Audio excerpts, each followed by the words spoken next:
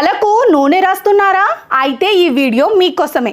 తలకు నూనె రాసుకోవాలి, అది ఆరోగ్యానికి మంచిదని ఇంట్లో పెద్దవాళ్ళు చెప్పటం వింటూ ఉంటాం.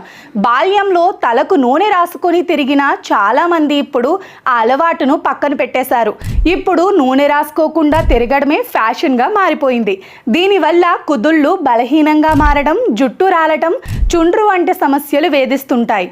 జుట్టుకు నూనె రాయటం వల్ల రక్త ప్రసరణ బాగా జరిగి కుదుళ్ళు బలపడి జుట్టు స్ట్రాంగ్గా ఉంటుంది.